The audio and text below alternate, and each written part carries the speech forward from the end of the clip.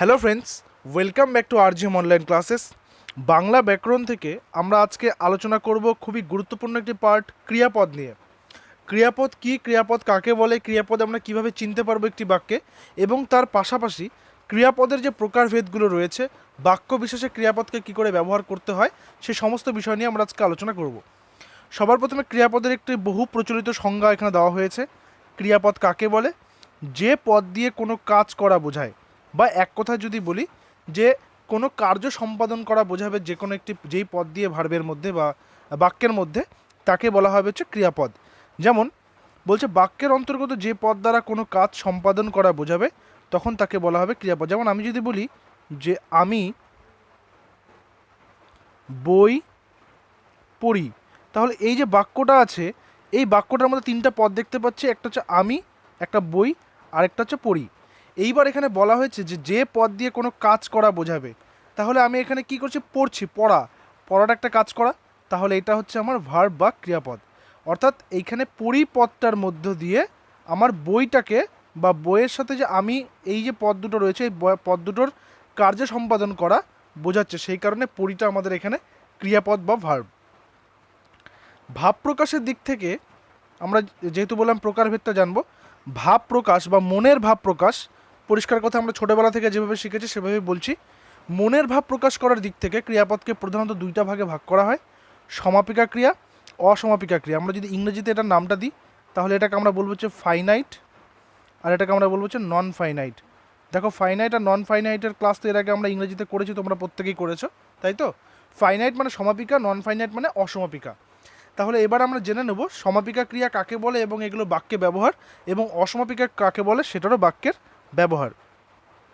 সমাপিকা ক্রিয়া কাকে বলছে?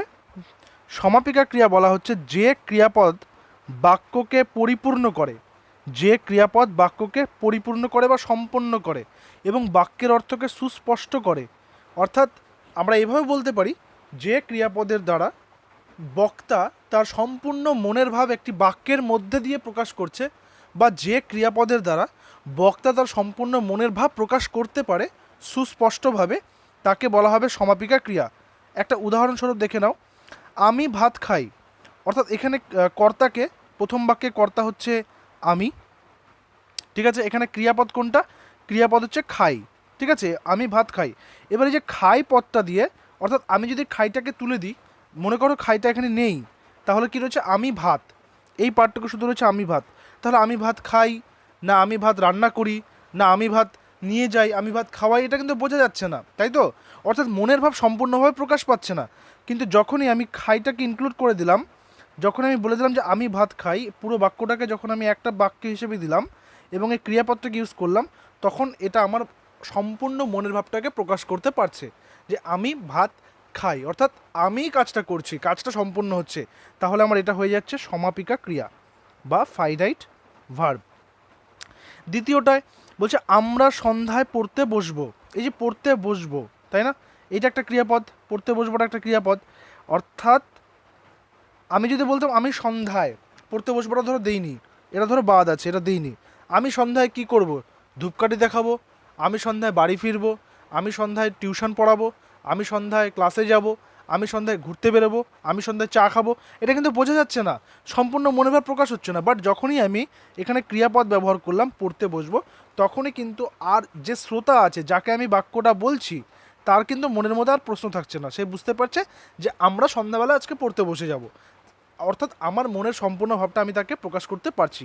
তাহলে এটাও আমাদের ফাইনাইট ভার্ব। তো ফাইনাইট ভার্ব মানে আমরা বুঝলাম যে ক্রিয়াপদে, যে ক্রিয়াপদ বাক্যকে পরিপূর্ণ করবে, সম্পূর্ণ করবে, কমপ্লিট করবে এবং বাক্যের অর্থকে সুস্পষ্ট করবে, তাকে বলা হবে সমাপিকা ক্রিয়া। সেকেন্ডলি চলে আসি অসমাপিকা ক্রিয়া, অর্থাৎ যেটাকে আমরা ইংরেজি নাম দিয়েছি নন ফাইনাইট, তাই তো? নন ফাইনাইট, নন এফ লিখে রাখলাম।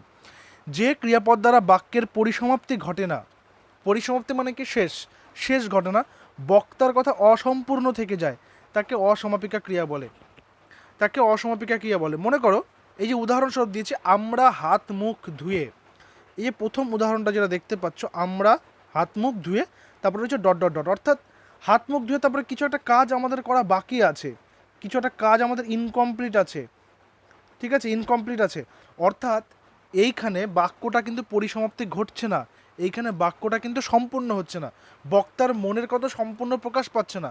আমরা হাত মুখ ধুয়ে কী করব? বিছানাতে শুতে যাব? হাত মুখ ধুয়ে কী করব? খেতে বসবো? হাত মুখ ধুয়ে পড়তে বসবো? হাত মুখ দিয়ে খেলতে যাব? কি করব? সেই একটা কাজ কিন্তু ইনকমপ্লিট থেকে যাচ্ছে। দ্বিতীয় উদাহরণও ঠিক একই রকম রয়েছে। সকালে সূর্য উঠলে, সকালে সূর্য উঠলে কি হবে? সকালে সূর্য উঠলে আমরা কি পড়তে বসবো? আমরা ঘুম থেকে উঠবো? আমরা মর্নিং ওয়াকে যাব? আমরা কি করব? সো একটা কাজ কিন্তু এখানে মনে হচ্ছে, মানে আমি যখন এই রকমভাবে কোনো একটা বাক্য কাউকে বলবো, তখন সেই শ্রোতার মধ্যে, সেই শ্রোতার মনে আমার যে কথা সেটার কিন্তু একটা ইনকমপ্লিট সেন্স তার মধ্যে যাবে। তার মনে প্রশ্ন জাগবে যে কী বলতে চাইছে, সকালে সূর্য ওঠার পরে কী করবে ও। তো এই যে বিষয়গুলো, এই বিষয়গুলোকে বলা হচ্ছে ইনকমপ্লিটনেস। তাই এটা হচ্ছে নন ফাইনাইট ভার্ব। অর্থাৎ আমরা যদি সমাপিকা ক্রিয়া জানি তাহলে অসমাপিকা ক্রিয়া বুঝতে অসুবিধা নেই। সমাপিকা মানে যেখানে সম্পাদনটা হবে, সমাপিকা থেকে সম্পাদনটা মনে রেখো, সমাপিকা থেকে সম্পাদন অর্থাৎ কাজ সম্পাদন হয়ে গেল মানে সমাপিকা, আর অসমাপিকা মানে অসম্পাদন অর্থাৎ কাজ সম্পাদন হলো না মানে অসমাপিকা ক্রিয়া। এই দুটো গেল মেইন পার্ট। এরপরে আরও আসবে ক্রিয়াপদের উপস্থিতি বা কর্মপদের উপস্থিতি। ক্রিয়াপদ না কর্ম, কর্মকে আমরা ইংরেজিতে বলে থাকি সাধারণত অবজেক্ট, মানে কর্ম। অর্থাৎ আমরা বাক্যে যদি কি, বাক্যে যদি আমরা কি বা কাকে, কি বা কাকে দিয়ে প্রশ্ন করি তাহলে যেটা উত্তর পাবো সেটা হচ্ছে কর্মপদ। আচ্ছা, প্রথমে আমি কয় রশ্মি লিখলাম, সেটাকে কেটে দিলাম কেন? দেখো কয় রশ্মি আর কয় দীর্ঘের মধ্যে পার্থক্যটা কি? কয় রশ্মি আমরা ব্যবহার করি যখন কোনো ইয়েস নো কোশ্চেন থাকে। ইয়েস নো কোশ্চেন অর্থাৎ যে সমস্ত প্রশ্নের উত্তরে হ্যাঁ বা না উত্তর আসবে, যেমন তুমি কি ভাত খেয়েছো, আমি বলবো হ্যাঁ, তখন আমি তুমি কি জায়গায় কয় রশ্মি লিখবো। বাকি সমস্ত ক্ষেত্রে কয় দীর্ঘেই লিখতে হয়। তো যাই হোক, এইবার আমাদের যেটা বিষয় সেটা হচ্ছে অবজেক্ট। আমরা জানবো কী করে একটা বাক্যের মধ্যে কর্মপদ কোনটা, সেটা যদি আমরা ক্রিয়াপদটাকে কি বা কাকে দিয়ে প্রশ্ন করি। যেমন ধরো আমি যদি প্রথম উদাহরণটাকে আবার নিই, যেমন আমি বই পড়ি, ক্রিয়াপদ কোনটা আছে এখানে? সবাই দেখো ভালো করে, পড়িটা ক্রিয়াপদ। তাহলে এটাকে আমি প্রশ্ন করব কি, আমি কি পড়ি, উত্তর কি আসছে? বই। তাহলে বইটা আমাদের এখানে কর্মপদ, বোঝা গেছে? ক্রিয়াপদকে আমি যদি কি বা কাকে দিয়ে প্রশ্ন করি তাহলে যেটা আমার উত্তর আসবে সেটা আমার হয়ে যাবে কর্ম বা অবজেক্ট, ঠিক আছে? এই কর্মপদের অ্যাভেলেবিলিটি বা কর্মপদকে ভিত্তি করে আবার ক্রিয়াপদকে তিনটা ভাগে ভাগ করা হয়। একটা অকর্মক ক্রিয়া, একটা সকর্মক ক্রিয়া, একটা দ্বিকর্মক ক্রিয়া। দেখো অকর্মক আর সকর্মকটা আমরা এর আগে করেছি, যেটাকে বলা হচ্ছে ট্রানজিটিভ আর ইনট্রানজিটিভ। একটা হচ্ছে ট্রানজিটিভ, একটা হচ্ছে ইনট্রানজিটিভ, ঠিক আছে? এটা আমরা করেছি। আর দ্বিকর্মক মানে যেখানে ডবল থাকবে, ডুয়াল অবজেক্ট থাকবে যেখানে, ঠিক আছে? দেখে নিচ্ছি চলো। অকর্মক কাকে বলছে? যে বাক্যে একটিও কর্মপদ থাকবে না, যে বাক্যে একটিও কর্মপদ থাকবে না তাকে বলা হবে অকর্মক ক্রিয়া। যেমন উদাহরণ দেখো, আমি খাচ্ছি, কি খাচ্ছি আছে, কাকে খাচ্ছি আছে, কি বা কাকে দিয়ে প্রশ্ন করলে উত্তর পাওয়া যাচ্ছে? দেখো পাওয়া যাচ্ছে না। আমি কি খাচ্ছি নেই, আমি কাকে খাচ্ছি সেটাও নেই। সে পড়ছে, কি পড়ছে, কাকে পড়ছে, উত্তর পাওয়া যাচ্ছে? কিছু পাওয়া যাচ্ছে না। তো এইখানে যেহেতু কোনো অবজেক্ট নেই, সেই কারণে এই বাক্য দুটো হয়ে গেল আমার কি পদ? এই বাক্য দুটো আমার হয়ে গেল হচ্ছে কর্মহীন বাক্য। কর্মহীন বাক্য মানে অকর্মক ক্রিয়া রয়েছে। ক্রিয়াগুলো এখানে কি কি রয়েছে? খাচ্ছি আর পড়ছে। এখানে দেখো নিচে ব্যাখ্যামূলক একটি যে অংশ রয়েছে সেখানে বলা হয়েছে এখানে কি খাচ্ছি কি পড়ছে তা অনুক্ত। তা অনুক্ত মানে উক্ত নেই, তা মানে মেনশন করা নেই। কাজে বাক্য দুটিতে খাচ্ছি এবং পড়ছে অকর্মক ক্রিয়া। এবার সেকেন্ডলি আমরা চলে আসবো সকর্মক। সকর্মক মানে কি? যেখানে অবজেক্ট থাকবে, যে বাক্যে একটি কর্ম থাকে তাকে সকর্মক বা সকর্মক ক্রিয়া বলে। উদাহরণ কি? আমি ভাত খাচ্ছি, তাই না? অর্থাৎ আমি এখানে যদি প্রশ্ন করি আমি কি খাচ্ছি, আমি কাকে খাচ্ছি, আমি কি খাচ্ছি, দেখো উত্তর চলে আসছে ভাত। তার মানে এখানে অবজেক্ট আছে, এখানে ভাতটা হচ্ছে অবজেক্ট। তাই জন্য এই পার্টটাতে আমার কি রয়েছে? কর্ম রয়েছে। দ্বিতীয় বাক্যতে দেখো বলছে সে বই পড়ছে। যদি প্রশ্ন করি কি পড়ছে, কাকে পড়ছে, কি পড়ছে, বই, তাহলে এখানে বইটা হচ্ছে কর্মপদ। অর্থাৎ এখানে কি খাচ্ছি কি পড়ছে তা বলা হয়েছে, কাজেই বাক্য দুটি খাচ্ছি এবং পড়ছে সকর্মক ক্রিয়া। দেখো একই ক্রিয়াপদ এখানেও ব্যবহার করা হয়েছে, এখানেও ব্যবহার করা হয়েছে।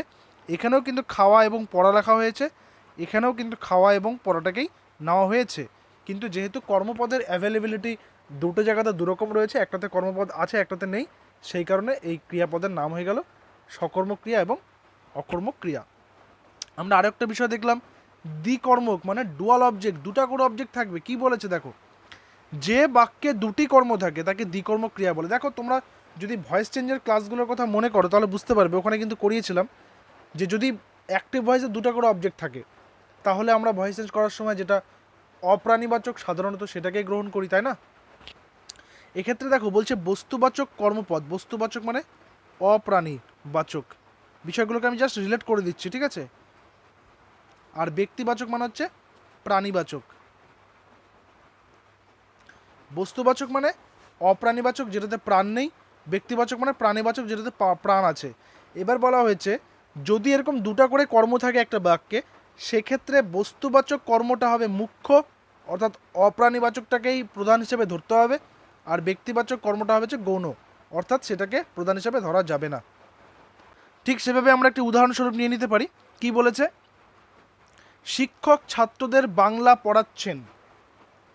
ঠিক আছে, শিক্ষক ছাত্রদের বাংলা পড়াচ্ছেন। এখানে ছাত্রদের কি আছে, প্রাণ আছে? প্রাণ আছে, রাইট চিহ্ন দিলাম। বাংলা একটা বিষয়, প্রাণ আছে? প্রাণ নেই, কাটা দিলাম। তার মানে এখানে ছাত্রদের হচ্ছে প্রাণীবাচক বা ব্যক্তিবাচক, আর বাংলা হচ্ছে এখানে অপ্রাণীবাচক বা বস্তুবাচক। সেই জন্য এটা হচ্ছে মুখ্য কর্ম, এটা হচ্ছে গৌণ কর্ম। মুখ্য মানে প্রধান, গৌণ মানে হচ্ছে অপ্রধান। বাবা আমাকে একটি কলম কিনে দিয়েছেন। আমাকে, প্রাণ আছে? আছে, লাইফ আছে, তাহলে এটা হচ্ছে প্রাণীবাচক, তাই না? এটা প্রাণীবাচক। আর এটা কি কলম, কলমে প্রাণ নেই, তাহলে অপ্রাণীবাচক। সেই কারণে এটা হয়ে গেল মুখ্য, এটা হয়ে গেল গৌণ। আশা করি এই পার্টটা ক্লিয়ার হয়েছে। আমরা নেক্সট ক্লাসে আবার একটি গুরুত্বপূর্ণ বা ব্যাকরণেরই চ্যাপ্টার আলোচনা করে নেব।